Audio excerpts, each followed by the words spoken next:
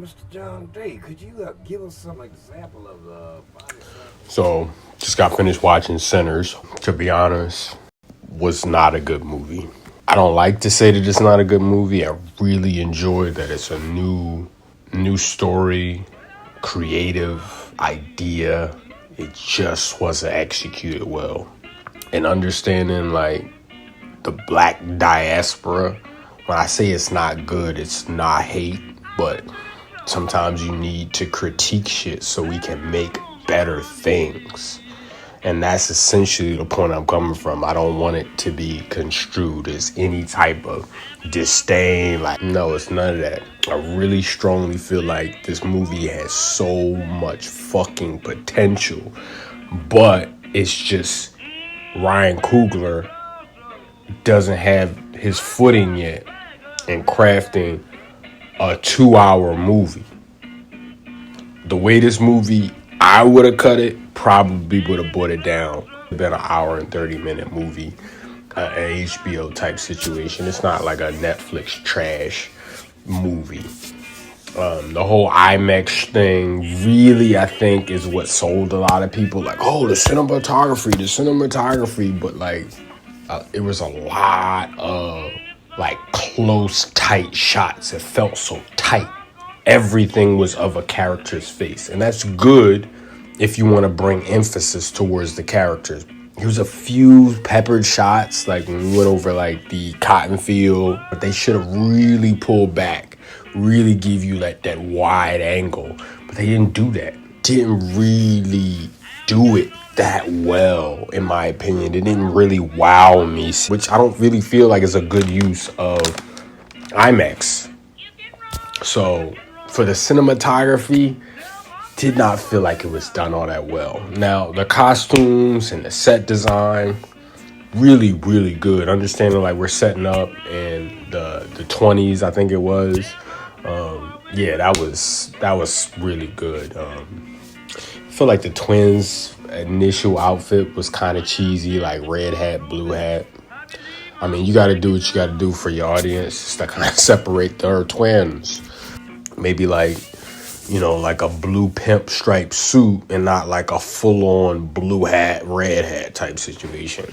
But whatever, that's nitpicky. That's where nitpicks are at. But going into like the plot of the movie, really don't feel like they did all that well. I mean, I can see where his vision was and trying to kind of set the pace slow so we get to know the characters. But it was a lot of fluff. I didn't really feel connected to the characters until you really got to the juke joint at night. So I feel like the movie should have started there.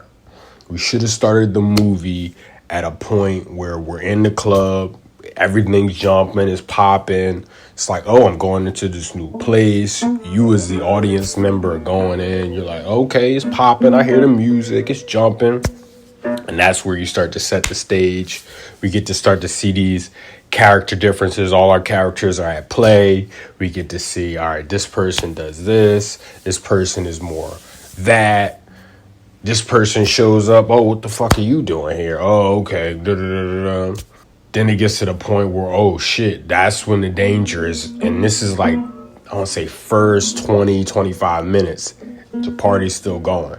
All right, so we got that. Boom. Vampires go out. They start picking people off one by one. Shit's getting weird. They fucking up the vibe, but the party's still living. We get to see the danger of these vampires. Somebody dies or some shit, and we get to see that. Then we had the vampires come in. Whoa, can we come in? That's a little weird.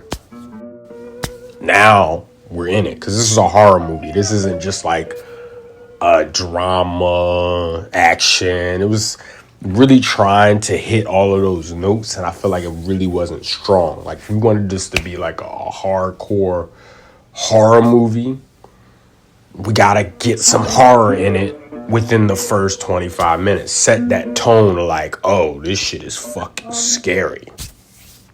Then we can go on to the next day. Then we can go on.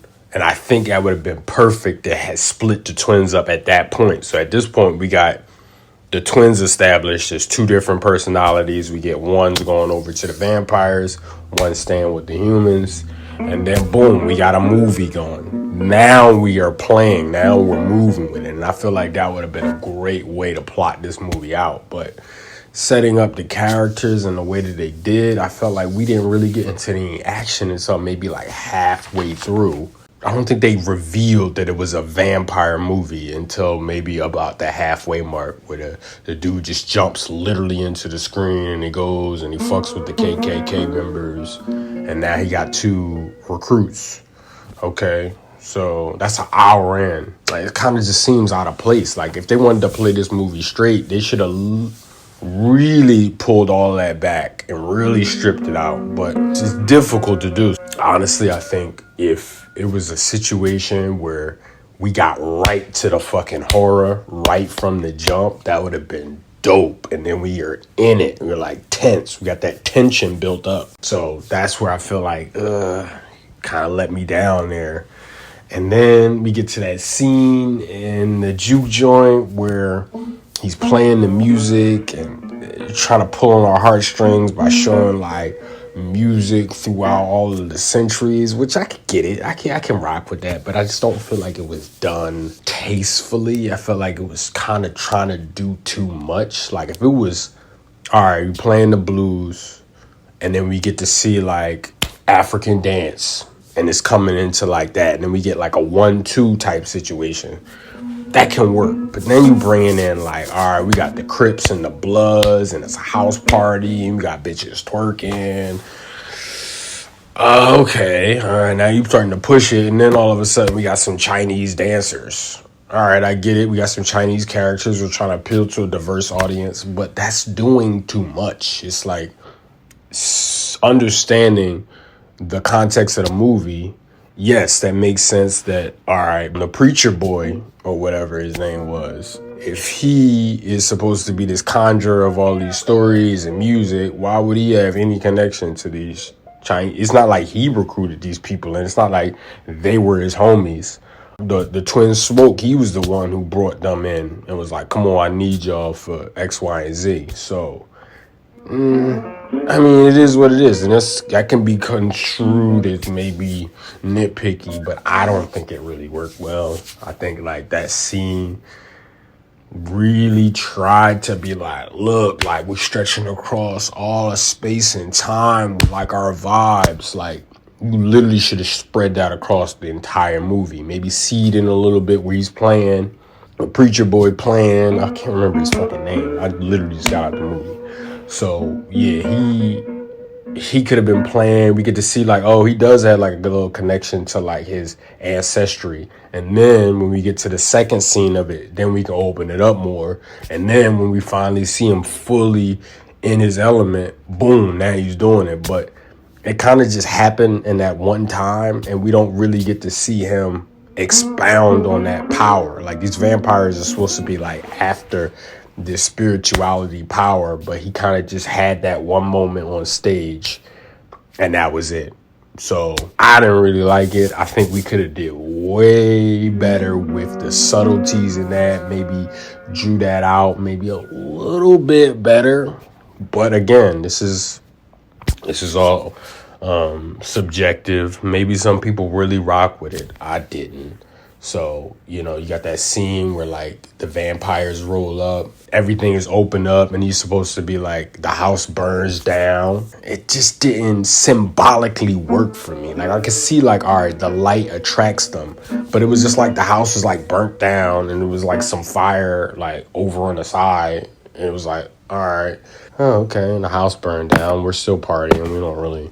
There's some vampires. Some Negroes. Let's go dine on them. But it didn't feel like, oh, we burned this motherfucker down. Like, it was just like, I don't know, anticlimactic, if you will. I feel like if it would have been like a scene where like y'all dancing, we grooving, boom, knocking it, pocking it. And then like literally we are glowing and our light, and we're literally like glowing. You can see like from a distance. This is where you can start to bring in like this IMAX, where you can see like a pan out of like the entire landscape, and it's just dark. You see like the moon, and you can kind of see like these flickers of light and it's drawing the vampires in from far away, and then they're like, oh, okay, that's where this shit is at. So yeah, this is what I mean, like with the plot, it's like we don't even get any backdrop to where these vampires came from. We get like the Native Americans who come and just drop in and be like, these are bad people, we must stop the bad people. Why did they just happen to show up at the same time? But we don't get to see that on screen. So this is a lot of like assumptions that we have to make, which isn't really good storytelling. None of this was foreshadowed. Like, yeah, this just doesn't really sit well. So, and it was weird to me that at the door, and I don't know if this was kind of like meant to be, but they were kind of like vibing out to like the little banjo music, the little like bluegrass, whatever that fucking folky shit they were singing. They were like vibing out to it. And they're like, oh, okay. But then I guess it was some people, and I guess maybe that was showing like, all right, who was going to go with them or who wasn't.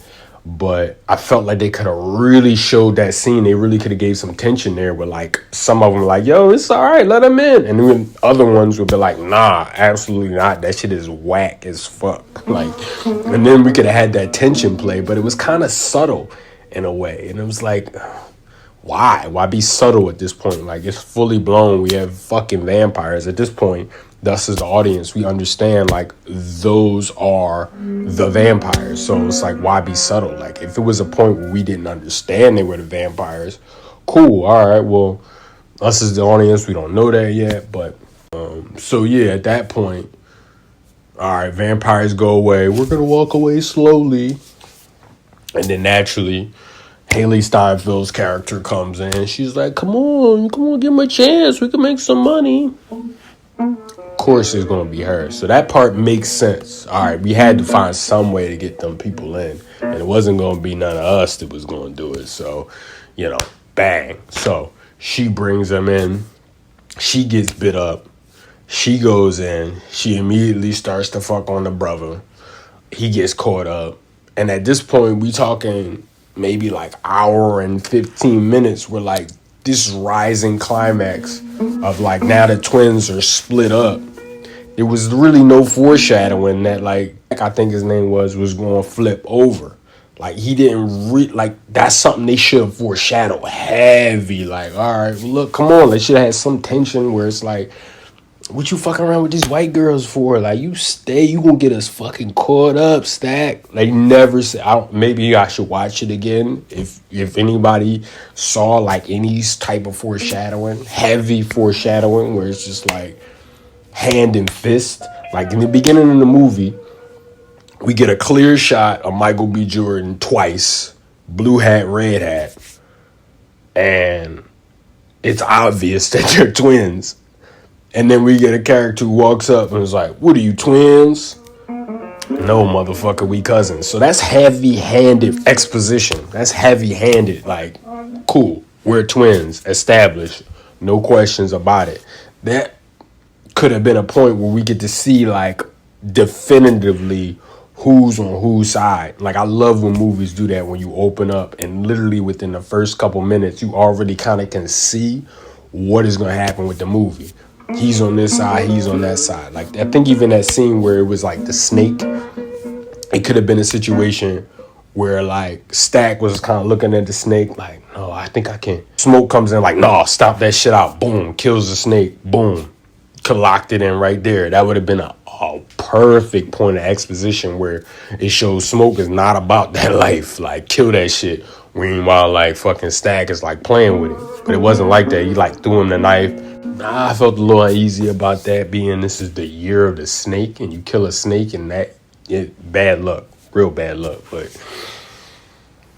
nonetheless, little by little, and at this point, it's like, all right, well, this is already halfway through the movie. We're not moving on from any other place but this juke joint. So we end up fighting it out. We duking it out with really nothing. Like, I really wish like the voodoo lady really had like some sort of like powers. Like, yeah, obviously she had to been the one to expose like, oh yeah, well, vampires, they need to be killed. Like, we know that. So it was just like, anticlimactic again, where it's just like the one character who's the magic character is the one who's going to expose to us how we killed him. I feel like they could have did that better, because it's just like, how would she know? I mean, if you really start to think about it, it's like, how would she know, all right, all of this shit about how to kill vampires? Like, it's like there's no experimentation. They shoot them, they get back up.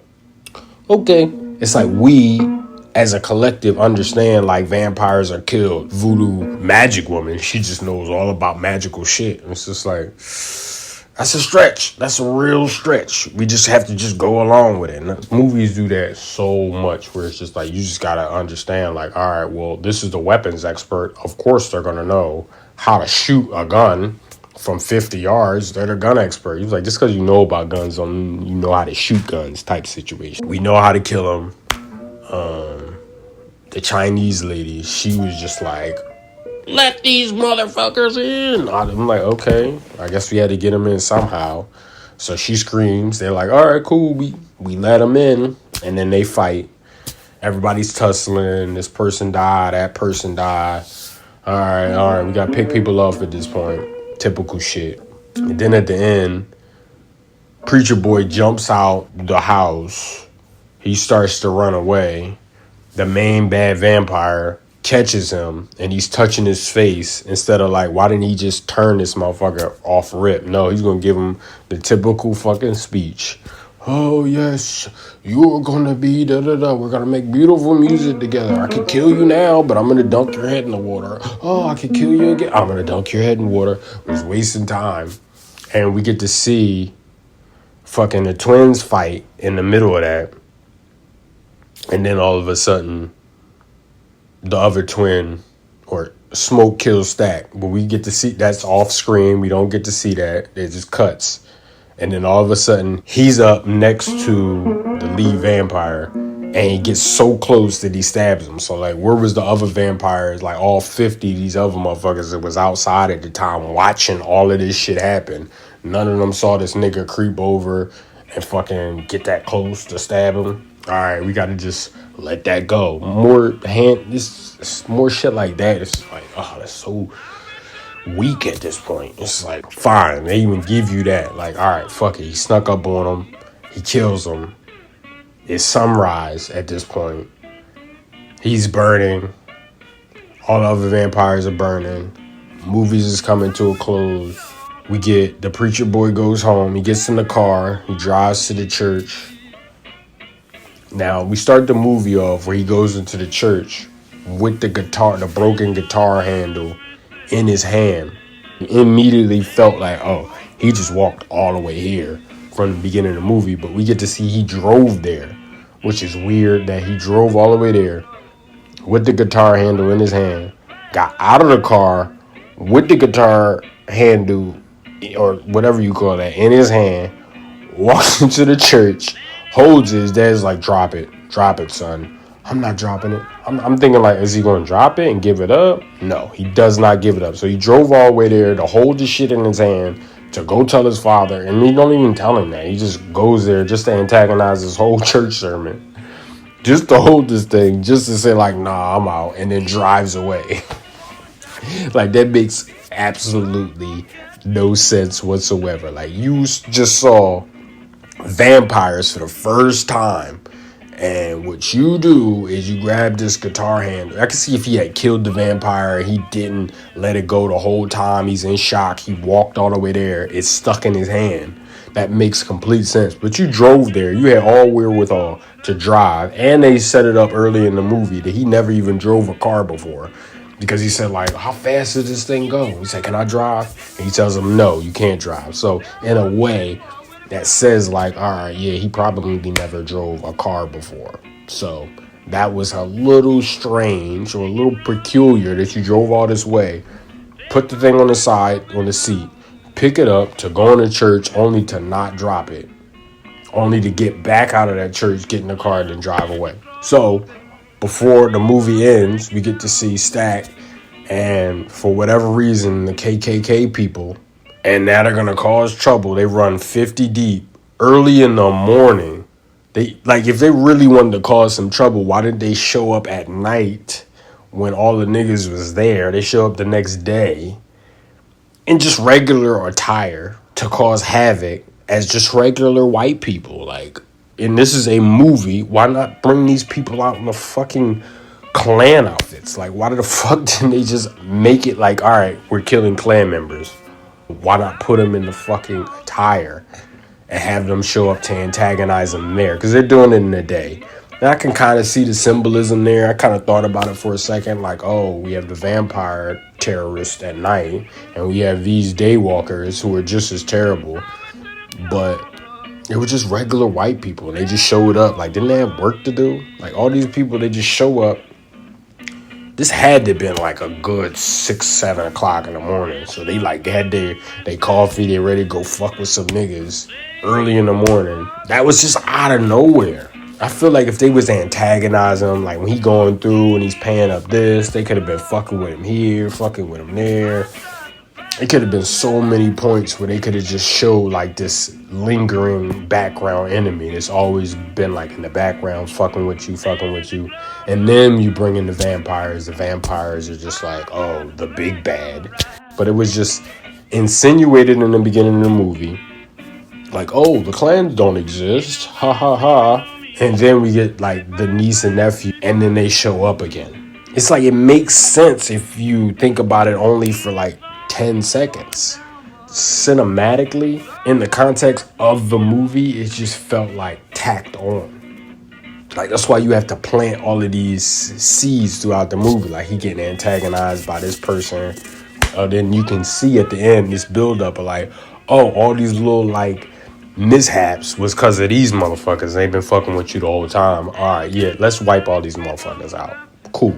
Perfect. You could end the movie like that, but just to have them come up at the end, all right, well, I guess we're going to have to kill these Ku Klux Klan members who aren't in Ku Klux Klan member attire, and it's going to be me, like, on some Rambo shit, and I'm just going to kill all of them by myself, and then at the end, when there's literally one of them left, I'm going to say, hey, can I have a cigarette? Why not just kill the motherfucker? Reach in his pocket and take the cigarette. Dead as he's falling, he's all right, I'll wipe these motherfuckers out. I fall out. I've done my job. I literally have nothing else to live for. My girl dead. My baby dead. My cousin, he's gone. He's free. I wanted to get him out the shit, so he's gone. I can literally die in peace. My brother's gone. I'm good. I'm good on this. He's smoking his cigarette. He sees his wife on the afterlife. He sees his baby. And then we end the movie there. And have his final moments in peace. He's smoking a cigarette, throws the cigarette out, and then moves on. But in the middle of him seeing his baby and his wife, it's just so discombobulated. Like, he could have literally just murked the motherfucker, been over with it, be at rest, and have his final moments in peace. He's smoking a cigarette, throws the cigarette out, and then moves on. I didn't even watch the last scene. I walked out because I was like, yo, that was not a good movie. It wasn't. Now, obviously, I love so many things about it. I love, like, the fact that, you know, it's an original idea. It's all black. For the most part, it was all black. They tried to do all black, but then they had, I guess it's more nitpicking shit. God, I guess I really didn't like it that much at all. I just gotta be honest with you. But I guess the movie itself deserves to be what it needed to be. It had its right. It earned its right to be that movie.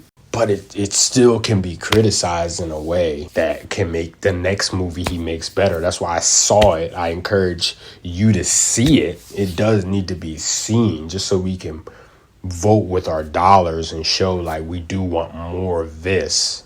Because he has the right to not be perfect. I feel like it was crazy because we had that conversation with Wallow talking about like, I'm not going to support no black businesses just because they black. Like, truth be told, we do need to support black businesses just because they black. Like, honestly, we should just go to see this shit a second and third time just because. Just go see that shit because we need more voices like this. Like, honestly, seeing this movie really made me respect Tyler Perry movies, and I'm not a fan of Tyler Perry movies, but it honestly made me think like how many people saw his movies, saw how lame them shits was, and was just like, yo, I can make my own shit. Like we need to, if motherfuckers is out here making brilliant, genius masterpieces, it almost discourages some people. Like there's gonna be the crazy ones like I can do that, and they can try and usually fail, but I'm sure seeing certain Tyler Perry movies inspire other people to make their own movies, right? So that's just to show you, like, I'm not like no hater. I think we should definitely get more and more and more of this shit. But the only way it's going to get better, we just can't accept slop. Like this was a really garbled together movie. I feel like it really wasn't as strong as something like The Harder They Fall. Like as soon as I fucking am done this, I'm gonna watch The Harder They Fall. I think that movie is fucking brilliant from top to bottom. The music is blended well, the characters, it don't do any supernatural things, but it's just a solid movie. Like the twist at the end, we get to see the characters build, and we get to see and we understand and connect with them. Like the one kid, really, he just wanted to shoot Cherokee Bill, and we see that the whole movie, and then he finally gets to fucking shoot at Cherokee Bill, and he says, "Oh, spoiler alert," whatever. Point is, he really did that movie. Like The Harder They Fall is a far superior movie. Like I'm not even gonna compare this shit to no white movies. That's not what we doing here. I'm only gonna compare it to black movies, and that's what we should do. I'm glad we have this now, because now we can have more of our conscious awareness of movies to be able to pull from and to be able to compare and make things better. That's why I really strongly feel like if you have not seen this movie, go see it so we can get more perspectives on this, because that's just my perspective. I'm not to say like I'm tier and I'm better than anybody. I honestly feel like this movie had its right to do everything that it did. I feel like we made some choices that I would have definitely not made, but that's fine. Honestly, that's fine. I put it at it's a must watch, right? I don't think it's like a instant classic. I don't think it's that. I think we need to do some more work. We need to get some more films from Ryan Coogler before he can get an instant classic. I don't think I can say anything he's done has been an instant classic. He makes solid movies, really good solid movies, but they're not like Get Out. Like Get Out, from the inception of that movie, from the trailer, I was like, yes. Watching that shit, yes. Watching it again, yes. Watching it years later, yes. All the way through. It's a classic. The Harder They Fall, same. The Book of Clarence, that's still a better movie. So yeah, I'm just fried. I just saw it. I had to get out my thoughts, just a raw opinion of what I thought of the movie, just to get it out there. But yeah, go watch this movie.